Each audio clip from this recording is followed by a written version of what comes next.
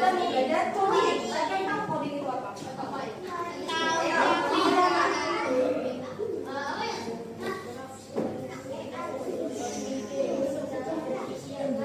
Berpikir secara logika. Ya, ada lagi? Berpikir logika, ya terus berpikir kombinasional. Kita berpikir seperti layaknya komputer. Jadi sudah terdata. Kalau sekarang nih zaman semakin canggih kan, ya kan? Gadget semakin canggih. Coba kalian Botak-botak. silakan dibaca. Botak-botak. Liburan Bagi aku. Siapa yang bisa?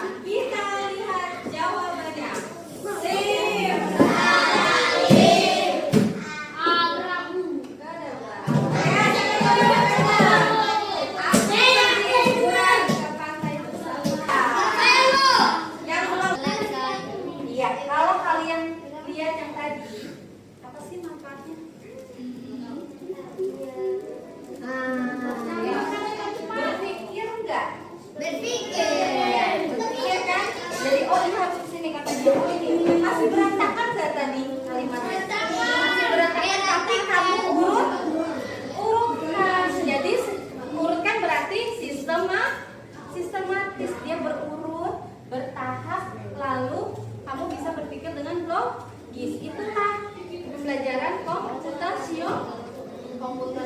Nah, ini tujuan kita belajar hari ini. Nah, apa tujuannya? Pertama, kalian tahu arti berpikir komputasional. Berarti kita berpikirnya secara sistematis dan logis. Sistematis itu berarti tadi berurutan kan, ada tahapannya, dan logis masuk akal jawabannya. Kalau tadi acak-acak itu belum masuk akal kan, belum nyambung. Yang kedua, menerapkan berpikir komputasional untuk menyelesaikan persoalan sehari-hari melalui games. Banyak permainan atau games yang kamu mainkan, kamu mikir kan, ini harusnya ini, kan? Ya kan? Ada pertanyaan lagi, Raya. Pernahkah kalian bingung harus mulai dari mana saat menyikat gigi atau membuat mie instan? Ketika menyikat gigi, aku harus ambil odol dulu, harus kumur air dulu, atau air dulu. Ada yang masih bingung nggak? Ada yang siapa tahu ada yang sikat dulu, odolnya belakang. Nggak mungkin ya? Ya kita lihat dulu. Mengapa kita perlu melakukan dengan urutan yang benar? Kenapa sih harus diurut? Karena biar benar. Kenapa kita harus diurut? Gigi bisa bersih dan sehat. Iya, supaya apa tujuan kita sesuai, ya kan? Tadi dia maunya apa? Gosok gigi kan? Urutan kayak gosok gigi. Ya nggak mungkin gosok gigi kamu odol dulu, nggak pakai air langsung sikat tanpa kumur. Nah, jadi harus ada Mulutnya tetap bau. Oke, lihat. Urutan menggosok gigi. Si Dodo akan tidur sebelum berangkat tidur. Dia rutin menggosok gigi. Dodo mengambil sikat gigi dan botol pasta gigi. Nah, ketika sikat gigi akan dimasukkan ke dalam mulut, si Dodo sadar akan sesuatu. Apa yang terjadi? Coba lihat, apa yang terjadi dengan Dodo? Dimasak sikat giginya.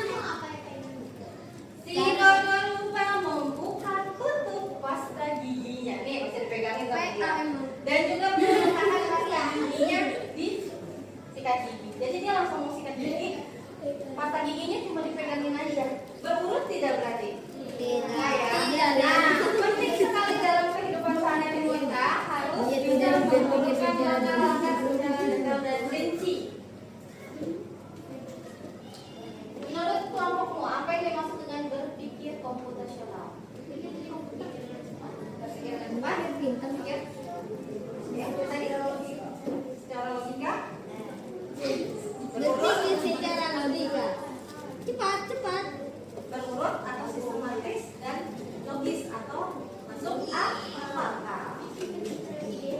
Apakah semua kegiatan bisa diubah menjadi langkah-langkah tertentu? Tidak. Bisa. Bisa lah. Sekarang simak videonya dulu, tidak ada yang ngobrol. Coba tebak apa artinya computational thinking atau berpikir komputasional? Adakah yang bermata jeli dan melihat kata komputasional di sini? Jadi ini ada hubungannya dengan komputer ya? Iya, betul sekali. Coba buat kamu yang sudah bermain jadi benar.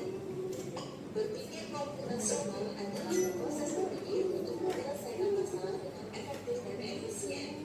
Dalam ilmu komputer, proses berpikir ini dilakukan sebelum mulai menulis coding atau pemrograman. Jika sudah direncanakan dengan baik, maka coding yang ditulis akan sesuai dengan kebutuhan dan dapat diselesaikan dengan cepat dan tepat. Tapi ternyata berpikir komputasional juga bisa dilakukan tanpa komputer dan tanpa internet loh. Malah sebenarnya kita pun sudah menerapkannya dalam kehidupan sehari-hari. Mulai dari tugas ini, jaga tugas pelajaran, hingga menyiapkan tas untuk sekolah besok. Wah, kalau kita sudah bisa menerapkannya setiap hari, berarti kita semua sudah payah dong. Contoh-contoh tadi kan menerapkan berpikir komputasional pada masalah yang sederhana. Masih banyak masalah yang lebih kompleks, seperti misalnya Oke. Setelah kalian simak video tentang berpikir komputasional, tadi ada berapa jenis yang ada di berpikir komputasional? Ada berapa? Ada 4. Siapa yang tahu yang pertama apa?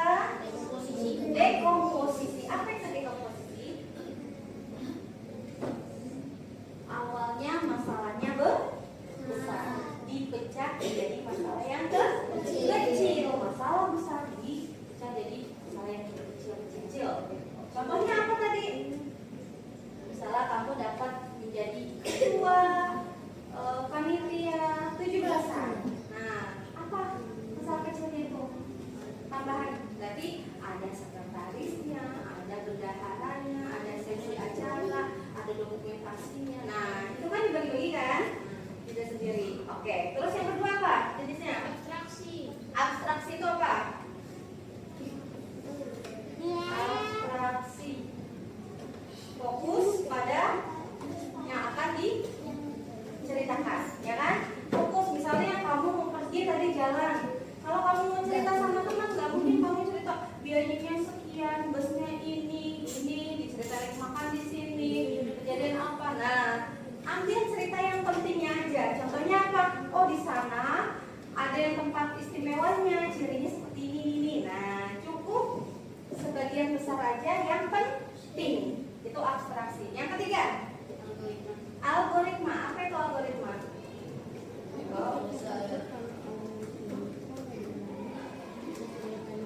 Seperti apa tadi? Langkahnya tersusun. Kayak kamu lagi mau belanja. Jadi kan, kalau belanja biasanya bawa daftar belanjaan kan? Beli ini. Tapi ketika kalian terburu-buru, ambil yang paling penting yang saat itu. Misalnya kamu mau beli hari ini mau masak nih, berarti kalau masak yang dibuka apa? Sayurannya, lauknya, berasnya, minyaknya. Nah, terus yang bawah seperti minyak wangi, doja. Nah, itu pakaian yang kamu beli itu belakang. Nah, jadi yang penting terlebih dahulu. Yang keempat, pengenalan pola. Apa itu pengenalan pola? Pola sesuai dengan jenisnya. Misalnya kamu jemur baju, mau nyimpen ke lemari. Tadi gimana? Ada baju ayah, ada jenis baju ibu, baju A, nah tidak tersimpan di polanya. Nah, itu yang disebut dengan berpikir komputasional. Bukan kamu kayak robot, kayak komputer, bukan. Ya. Berpikir komputasional, cara berpikir untuk menyelesaikan masalah secara logis dan sistematis dengan prinsip ilmu komputer. Bukan tentang belajar coding saja, tapi melatih cara berpikir. Jangan kamu pikir coding itu hanya bermain laptop, tapi cara kamu berpikir yang terdata seperti layaknya komputer. Oke, kita lanjut. Ada ilustrasi lagi. Simak. Ya, masih bingung. Saya mau ngasih surprise nih untuk mama yang ulang tahun. Mau kasih sandwich sama teh manis. Mau buat apa dulu yang harus disiapkan?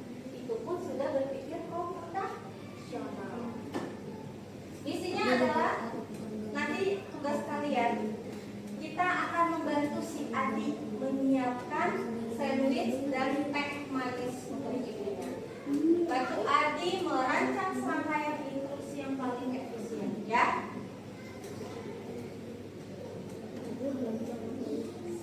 Kemudian kita kalian boleh bantu Adi menyiapkan, dia membuat sandwich yang tadi. Boleh dibuka laptopnya, ya, yang membuat sandwich yang tadi pakai. Nah, tester sandwich judulnya. Tapi harus siapkan gelas dan bahan. Apalagi